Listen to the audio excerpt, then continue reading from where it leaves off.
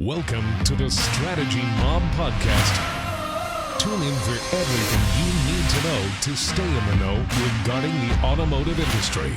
Here's your host, Jason Harris. But I wonder though, and then this is the question I have for you, are we driving the customer to such an online experience because our in-dealership experience was so crap? You know what I mean? Like, I wonder if we can kind of find that middle ground where it's like the customer wants to interact and engage with us online. Hell, we'll do that. But if they want to spend a few hours in having this fun, entertaining, or luxurious experience, then we need to generate that for them. No different than, like you said, the Apple Store, right? Like, you know what's funny? I actually do have a Genius that I do use. A few years ago, I ordered like a big, video editing, like Mac Pro, right? And, I didn't know what the hell I was ordering. So I reached out to them and said, like, this is what our company does. We're editing these. I need 6 of these units, And I got connected with this Genius.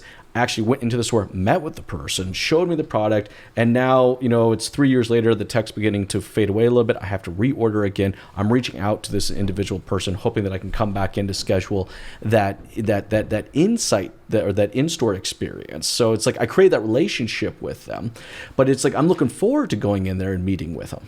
Like I'm looking forward to kind of what is new in that tech space. So like how do we? Is it a question? I guess what it is. Is it a question of our generating an online experience or spending more time developing out that in-store experience, or is it really kind of a both? What do you think? I think this is a catch-22 answer because you got to think that a lot of these in-store experiences, a lot of these stopping points, I guess, or touch points that happen when you come into a dealership, we're all developed for margin, profit. And so here's the thing, what scares me as a dealer is, can I maintain these levels of margin and profit in all these profit centers that I have in my dealership? Just take variable operations. I mean, we all know the selling of the car is one, profit center. Then we move them into either an after sale department, which is our second profit center, to a finance department, which our third profit center. I think why have dealerships scared is because it's become so competitive through velocity pricing and things like that on used cars and things like that, the competitiveness of everybody undercutting everyone else, that we're not making the margins up front.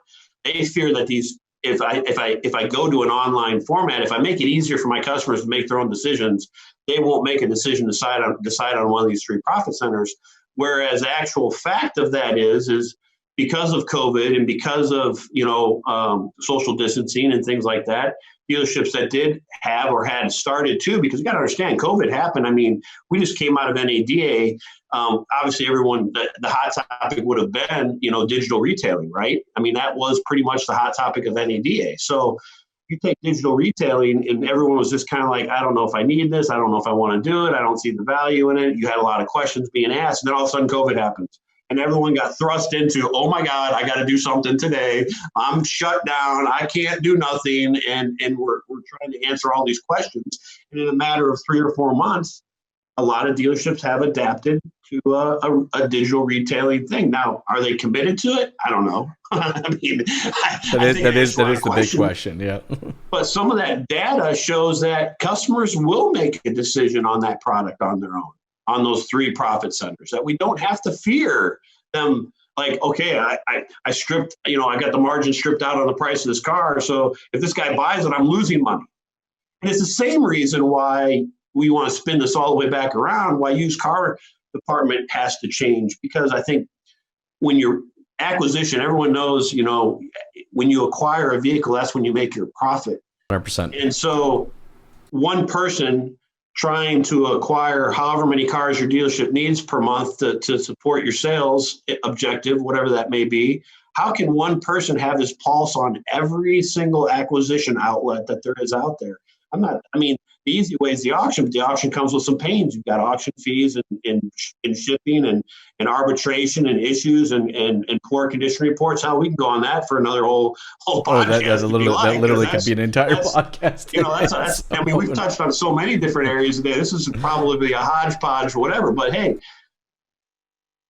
I think that's why this whole role of used car manager needs to turn into more of an individual purchasing, especially dealer groups. It needs to be the entire dealership effort, right? Like it really does. Thanks for tuning in to the Strategy Mob podcast with your host, Jason Harris.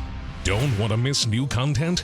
Be sure to sign up to be a mobster at strategymob.com to stay in the know. Remember to like, comment, and subscribe. Happy podcasting.